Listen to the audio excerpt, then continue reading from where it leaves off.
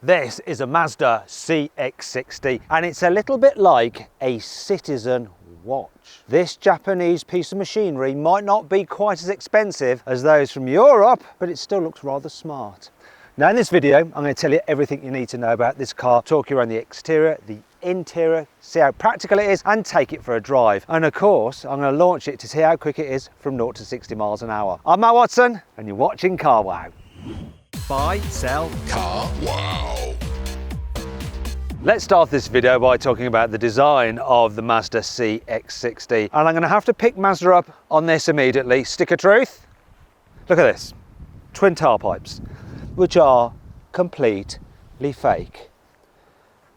Which is bizarre, because underneath this car, look, you can see one tailpipe there, that's the real one there, and then there's another one there, real. They're a decent size, and you'd have two pipes instead of quad pipes, and that would look fine. Why go with the fakery? It's an absolute shame as well, because I quite like the rear of this car, but I just can't get over that feature now. I've seen it. Moving down the side, yeah, it's good from this angle. Get 20-inch alloy wheels in the top spec version. The started 18s might look a little bit small, but generally the swoopy shape, the glossy bits, the body colour like inserts here that you have on the top spec versions. Entry-level cars get like black cladding, which doesn't quite look so good, but maybe a bit more off-roady. It looks good from this angle. And the paint. Love this Mazda red paint. Beautiful. Here at the front, you got a big, bold Mazda grille. Not so sure about like the light design here. Makes the car look a little bit boss-eyed, a little like a Siamese cat or me. See, I'm a little bit boss-eyed. But other than that, it's really good from this angle. And look, it's not faking with these vents, they're real. They do help smooth air down the side of the car. And I think overall, this is a good looking vehicle. Price-wise, starts from £45,000, but it does look expensive. The good news is though, if you go onto Carwow, you can see you can save an average of £3,500 on a Mazda CX-60. So, if you're thinking about changing your car, you should click on the pop-out banner up there or follow the link in the description below to go to Carwow. You can sell your current car through Carwow and dealers all across the country will bid on it in an auction and then buy your next car through Carwow, hassle-free and making sure you're paying a fair price. If you want to do that at a later date, simply Google "Help Me Carwow" and me and my team will help you change your car. This Mazda is just as nice on the inside as it is on the outside. I like the design of the dash. This is the top specification version, so it's got everything fitted to it, such as this maple wood trim here, and I don't know what this is, it's fabric, but it looks quite nice. You've got squidgy materials there, squidgy materials here. Feels reasonably good quality and some shiny bits. Models lower down the range have a bit plainer interior with black leather on the seats rather than this lovely light coloured Nappa. I really like this actually. Now the driving position in Mazdas is usually very good and it's no exception in this car. It's perfect, and being the range topper we have electric operation of the steering wheel. Yeah, just like a Mercedes-Benz. Don't know what that face is all about. Anyhow, the dials, they're digital, nice widescreen view. You can flick through different menus and get different bits of information. Then your main infotainment screen is quite large. Unfortunately, it's not touchscreen. You do operate it with this wheel, which is somehow easy when you're driving, but sometimes when you're just stationary, it's quicker to just be able to input destinations using your fingers. Still, it does have Android Auto and Apple CarPlay, both of which are wireless. Another great feature of this car is you get a heads-up display, standard. In fact, the kit on this range-topping version is really, really good, like heated seats, heated steering wheel, all that kind of stuff. Also, I like this. The climate controls are separated from the main infotainment screen, so you can just quickly set your temperature when you're driving. And I should point out this one has ventilated seats as well, so you can cool yourself if you've got a hot bottom. Anyway, storage, it's a bit shallow, but it's all right. You've got two USB-Cs. You've got two cup holders there, look, fine for a coffee. And an area there, that's your wireless charging for your mobile phone. And if you want to go old school, you've got a 12-volt socket there as well. In here is your glove box, which is of ample proportions. And then there's a little money thingy here, just keep your monies in it. Does anyone use like coins anymore? Anyhow, door bins are big. Look at this, big bottle. Fits into the door bin, no problem at all. A couple of other things, you've got huge sun visors, which is really handy. And decent size vanity mirrors, a place for your sunglasses. And this car is fitted with the optional glass roof, which does open. Anyway, that brings me on to what this car's like in the back. Well, despite that sunroof, headroom's actually okay. I think people over 6 foot will be fine. Well, they will for headroom. I'm not so sure about knee room, especially if they're lanky. There's not loads for this type of car. An Audi Q5 definitely has more knee room in the back. And if you want to see my full in-depth video review of that car, click on the pop-out banner up there, follow the link in the description below. It's a little bit of a shame because these seats are quite comfy. If you need to carry 3 adults in the back at once, it's a little bit of a squeeze because it isn't the widest car of its type. One last thing to check. The rear windows do not go all the way down. You know when I said that was the last thing to check? It's not, there's a few more things to check. Door bins, here in the back, are big. So that's a win. Also, you've got 2 USB-Cs and a 3-pin socket with 150 watts. So that's another win. You've also got heated rear seats, another win. However, if you fold down the armrest, you will notice you have 2 cup holders, which do not have a cover to them. So if you use the armrest for resting your arm, you end up with your wrist in the cup holder, which is not so much of a win. But this is, you have through loading, so you can have 2 passengers either side and then carry longer objects through the middle. And that brings us on to the boot. The load capacity on the CX-60 is 570 litres, which is bigger than most of its competitors. Plus, look, there's no load lip to lift stuff over, which is great. And this one has this mat here to protect your carpeted floor if you want to do that. Also, you can fold the seats down just by pulling these levers, look. You see? And they lie not flat. They don't lie fully flat. I knew that. Didn't just discover it at all. But they don't anyway. There we go. So it makes it a bit harder to push things to the front of the vehicle. I wish I had something to show you. Team, can you go get me a pilly case? Quickly, quickly, please. We might speed this bit up. I'll just do a little dance.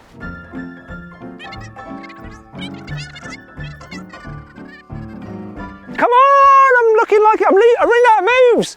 I'm running out of moves. Look, he's coming. Look at this. He's coming. look, yeah, I'm still dancing. Still dancing. There we go. Look, here we go. Slidey in. But oh dear. Oh, it's hard to get to the front. Oh. Oh, right. Okay, there we go. That brings us to 5 annoying things about this car. Unlike with the Toyota RAV4, adaptive cruise control is not standard on this Mazda. It'll cost you an extra £1,100. Unlike with some other reversing camera systems, which stay hidden until you go into reverse and they pop out, or they have a little washer to keep them clean, this one has neither, which means that it can get covered in grime, and the only way to clean it is to sometimes, when you realise it's dirty, when you put it in reverse and can't see anything, you have to hop out the car, come around and go like that. All CX-60s get a heated steering wheel as standard. However, it's only this part that is heated. Now, I know that's technically where you should be holding the steering wheel, but quite a lot of people like to hold it in other positions as well. So why not heat the whole lot, Mazda? Just listen how tinny the door shut is.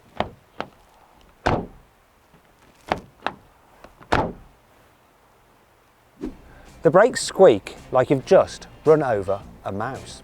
Have a listen. It's 1 mouse dead. 2 mice dead.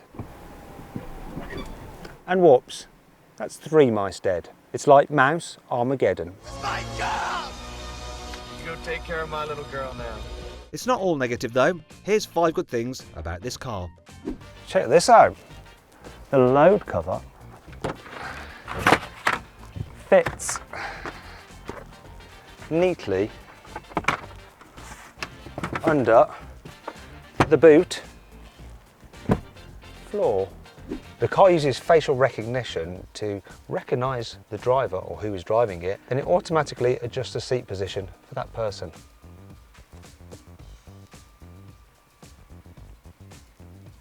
Who drives like this? Oh, it must be me. It's recognising my face. Not only do you have a 12-volt socket here in the back, there's also another 3-pin socket with 150 watts. And I'll show you this while I'm here. Look, this little lever, if I pull it, it just lowers the central seat. Lovely. The car automatically brakes its rear inside wheel when you're cornering to help get the car rotating and keep it nice and flat in the bends. In addition to the 4-wheel drive system, you also have hill descent control and an off-road mode the driving system, which sets the car up especially for slippery conditions when you're off-road. The CX-60 is available with 3 different engines. There's 2 diesels. They're both 3.3 litre straight sixes. One has 200 horsepower and is rear-wheel drive, and the other is 250 horsepower, which is four-wheel drive. Then there's this. It's a 2.5 litre 4-cylinder petrol mated to an electric motor with a plug-in hybrid system, which puts out 330 horsepower. This is also four-wheel drive. Regardless of which CX-60 you go for, they all come with an 8-speed automatic gearbox. But which CX-60 should you go for? Well, I'm going to configure my ideal CX-60, the engine, combo and trim using the carwow configurator. If you want to see what my pick is and the discount through carwow, click on the pop-out banner up there or follow the link in the description below. Now let's see what this Mazda CX-60 is like to drive. I'm going to start off in town, and I don't know if you can hear that clonking sound. That's the suspension going over bumps, and it does feel a little bit firmer than you'd imagine for this kind of car. Look, can you notice that going over those bumps? It's probably made worse by this is the hybrid version, and because it's got a load of batteries on board, it has to have slightly stiffer suspension to stop it leaning in the bends. But a Lexus NX is definitely more comfortable over bumps. And if you want to see my full in-depth video review of the Lexus NX, click on the pop-out banner up there or follow the link in the description below. However, what this car is pretty good for is making tight turns. Hopefully I can do this in one go now and not be proved wrong. Go on, do it.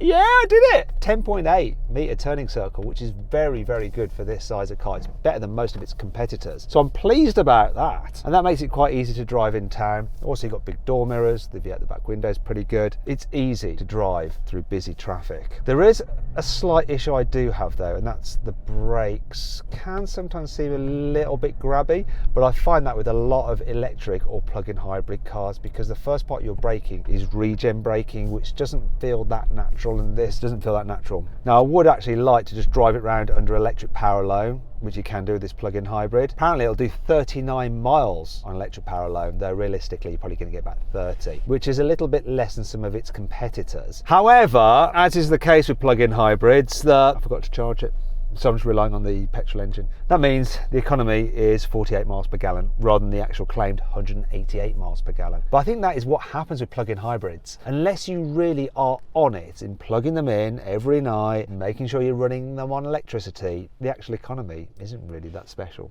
However, that is my fault. But I think a lot of people tend to do that anyway. You just forget and go, do you know what, I'll just rely on the petrol engine, I'll charge it tomorrow. Whereas with an electric car, if you don't charge it, you ain't moving, which is sort of like a bad thing too, but I think you get my point, right? Now let's see what the CX-60 is like on a faster road. So I'm at 40 miles an hour, I want to get up to 70, which is a speed limit on this dual carriageway. I'm gonna overtake now, floor it. Whoa, done off shift, sounds pretty good as well. There was an initial pickup from the electric motor, I noticed that, but then the gearbox suddenly changed down and off we went, and that all happened pretty quickly. You know, this is an 8-speed auto and it managed to just get the right ratio at the right time, provide the performance that I required. Now that I am travelling at speed, I'm getting a little bit of tyre noise from the road, a little bit of wind noise. I don't think it's quite as quiet to travel in as something like a BMW X3, and if you click on the pop-out banner up there for the link in the description below, you can watch my full in-depth video review of that car. Final thing to do, try this car out on a twisty country road. I've got into sports mode, which I think sharpens the throttle response, makes the gearbox hold onto a gear for longer, adds some weight to the steering, and most importantly of all, makes the dials turn red. The throttle response is sharper and the car's more eager to kick down a gear as well to give you more performance. Once again, I'm noticing the bouncy suspension here because this surface is a little bit undulating and rough and uneven, and this car's fidgeting a little bit. But let's see how it goes round a corner, because Mazdas have a reputation for being quite sporty and fun to drive. Will it be the case with this? So I like the steering. The steering feels good. It's like dependable, faithful. You get the sense that you're putting the car exactly where you want it. It doesn't actually lean that much in the bends. That's obviously the upside of that stiff suspension. It's done its job, but I think I'd rather have more comfort than an ability to go around corners dead flat. But assessing it for just handling and cornering capability, it's good. And it's good for a plug-in hybrid because obviously this version of the car is heavier than a standard normal hybrid or a diesel version. So it actually goes down a twisty road remarkably well, if that's what you're into. In fact, this car sort of encourages you to go quite quickly. I'm not sure your family will appreciate that, but you will appreciate that if you've got the four-wheel drive version, you do get good traction as you're coming out of the bends. And there you go. I think I've told you everything you need to know about how this car drives. Mazda says the CX-60 will do 0 to 60 in 5.8 seconds. Let's find out the reality now, because I'm going to launch it and time it with my specialist timing gear. Here we go. Wow, sounds like it's got a supercharger. 6.13. Quick! It wasn't quite as quick as they said. Okay, I'm going to do it again, but this time I'm not going to brake boost it, I'm just going to stamp on the accelerator. That was no better.